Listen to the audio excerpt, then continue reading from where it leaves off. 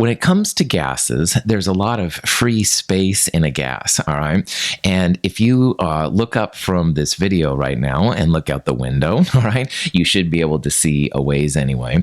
You're looking through a gas, all right? All around us on the Earth all the time, there's the atmosphere, 20% or so oxygen, most of it's nitrogen, a little water and argon, but you're seeing through it, all right? You can't really see through a piece of copper, all right? That doesn't work out too well, and it's difficult to look through a liquid like water, although not impossible. So gases, though, you can see through them usually pretty readily. There's a lot of free space. Gases can be expanded infinitely. So earlier I was babbling about showing you a gas, and so let's pretend that I had a gas in my hand somehow and I could keep it there, which is probably silly. But anyway, I open my hand and whoosh, the gas will expand, and it will expand into the area of the room I'm in. If I'm outside, the gas just keeps going until there's basically nothing there. So gases will occupy containers uniformly and completely, all right? And it may take a little while if it's a big room or something like that, but eventually the density, if you will, of the gas molecules per unit volume would be probably comparable. And another interesting thing is that gases do diffuse and mix rapidly with each other. So nitrogen and oxygen get along really well in our atmosphere. They mix very well. And most of the time with gases, you can have that happen. Now, of course, if the gases react with each other, that's not going to be as probable. But nitrogen and oxygen are both pretty stable with each other, so it's no problem. If you're going to start thinking about the properties of gases, you've got to use some math. So unlike the last several chapters, we are back in the world of math. We're going to measure quantities of gas, and of course, that's when the math part comes in. So when it comes to the properties of gas, we have to think about, for example, what volume of gas we're using, and volume in gases is usually measured in liters, all right? And just as a quick reminder, there are 1,000 milliliters in a liter. So sometimes what we'll do is we'll measure something in milliliters, but then when we put it into our modeling programs or modeling equations, we're going to use volume in liters. So 1,000 milliliters per liter. We're definitely going to need temperature because temperature of gases is a big factor. Higher temperatures, more action. The gases are more active, and low temperatures, they're not. Now, models of gases usually use Kelvin, all right? Kelvin is absolute zero is where all matter stops. However, a lot of times in the lab, you'll measure temperature in Celsius and then have to convert to Kelvin or maybe back to Celsius later. So remembering that Kelvin temperatures are never ever negative, then you would take your Celsius temperature and add 273.15 to it to get the Kelvin temperature. This is stuff we did back in Chem 221, which I know seems forever ago, but we're going to start doing it again. So the 273.15 isn't going to be an important number. You add it to Celsius to get Kelvin. You subtract from Kelvin to get Celsius. The amount of gas will be important. If you have just a little bit of gas, it's no big deal. But in high enough concentrations, gases can have all kinds of problems, asphyxiation and stuff like that being some of the worst ones. So usually when people think of the amount of gas, they'll use moles. We're going to start using the symbol N, little n right there, to represent moles, all right? Now, sometimes in the lab, we'll measure grams of a gas, and we'll have to turn to moles, and that's where the molar mass of a gas is important. We talked about molar mass and moles in Chem 221. The molar mass is the number you get from the periodic table. So for example, helium is about 4 grams per mole. If you look on the periodic table, its atomic number is 2. It has 2 protons, but the molar mass of the gas is about 4 grams per mole. The new player on the block for gases is the pressure. And pressure is something that's almost exclusive to just gases. Pressure in chemistry, when it comes to models, is usually the unit that's used is the atmosphere. And atmosphere gets the symbol ATM. Now, there's different ways to measure pressure in the lab. And those ways usually have to be converted into atmospheres. So we'll talk about ways to go from the other kinds of pressure units to two atmospheres here in a little bit.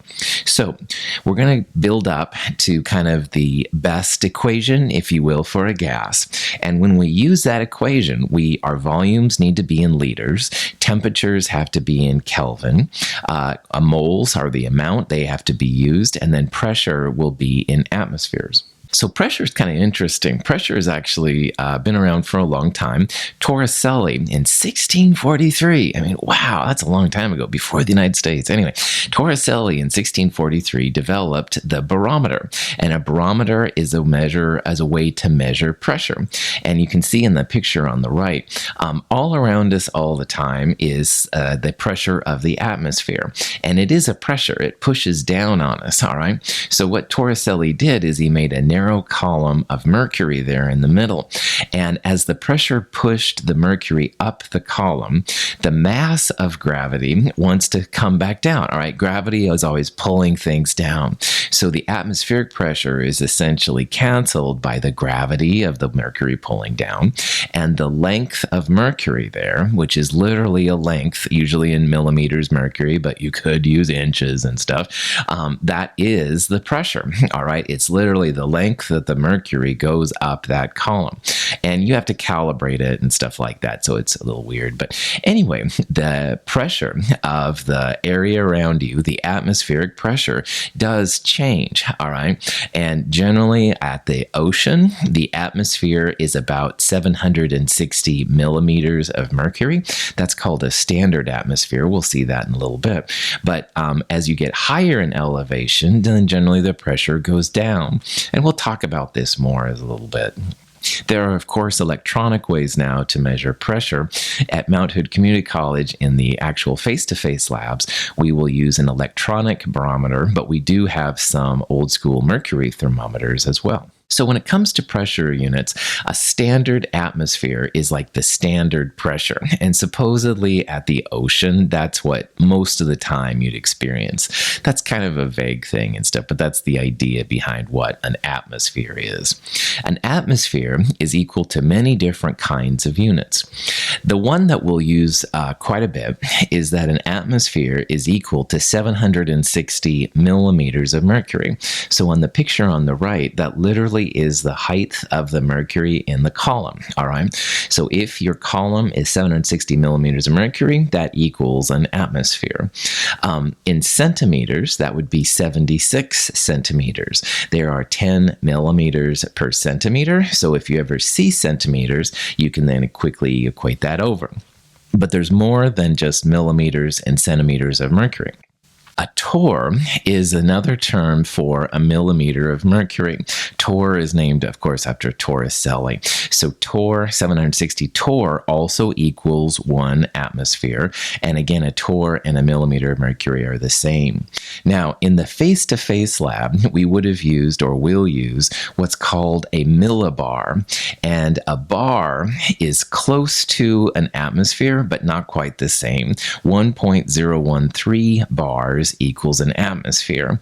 In the lab, or millibars, there are 1,000 millibars per bar. So when you convert that over, that's 1,013 millibars per atmosphere. So if you are doing this lab face-to-face, 1,013 millibars per atmosphere is what we'll use in the lab to do calculations. A lot of times on local weather channels, they'll talk about pressure, but they won't talk about it in atmospheres or centimeters of mercury or anything like that. They will a lot of times use inches, and they'll use different kind of measurements and stuff like that. That's totally fine. Of course, I try to stay away from inches and stuff in science in these classes, but it's all right. Notice that everything so far has been based on mercury, all right? Mercury is a very dense liquid, all right? It's about, I think, 13.6 or so grams per centimeter cube. You can have a barometer with water, all right? But the problem is that atmospheric pressure pushes the water up a lot more. So if you're going to have a barometer made of water, you're going to have a column which is basically about more than 34 feet high. all right, because you have to have some fluctuation for things. When I was at Dartmouth, they had one of these. It was in a big open area with an elevator, essentially, and here was this super long column, and the advantage of it is you can get really accurate values. I mean, when you have 34 feet to deal with, then small fluctuations show up readily, unlike Mercury, where the changes would be more subtle. But on the other hand, having, a 34 plus foot column isn't exactly real practical in the regular lab. So just FYI. The SI unit of pressure, and again, as a quick reminder, SI is like the standard units that scientists usually like to use.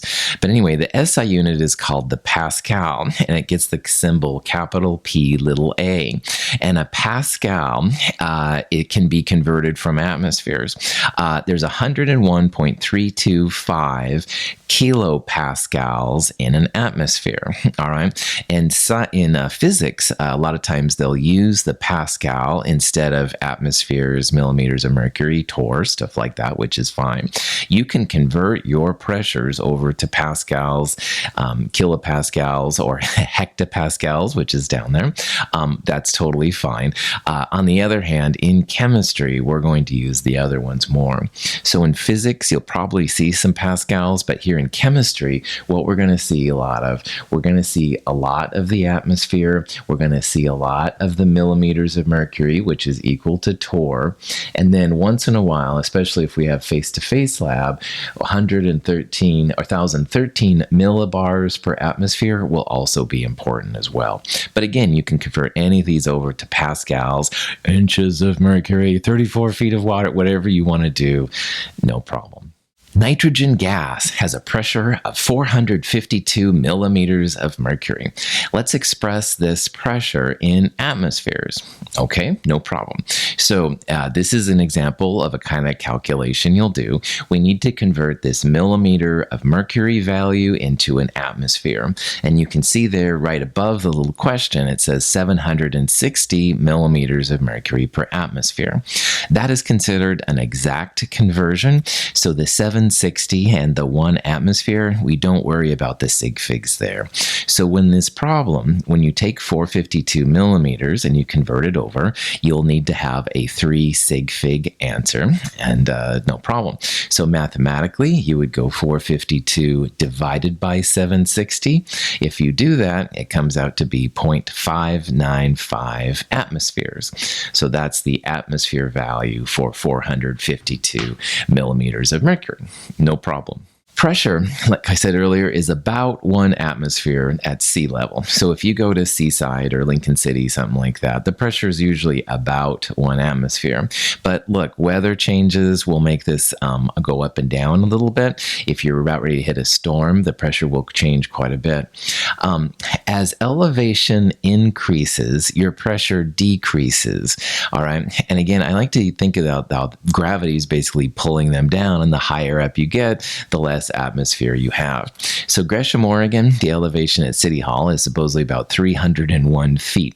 So usually at Gresham, Oregon, and at Mount Hood Community College, the pressure is usually less than 1 atmosphere, all right? I've done a lab that's measured pressure now for several years, and I'm always surprised how sometimes just day to day, the pressure will change kind of quite a bit. And again, most of the time it is under 1 atmosphere, but once in a while we've had storm fronts come through and the atmospheres will jump to more than 1 atmosphere, which is kind of interesting. You can see the different pressures you would experience at Denver, which is about a mile high, La Paz, Bolivia, even higher yet, and of course the top of Mount Everest, much less than 1 atmosphere. If you've watched documentaries, people climbing Mount Everest, they often need oxygen, except for the super tough people who, my hat's off big time, but I digress.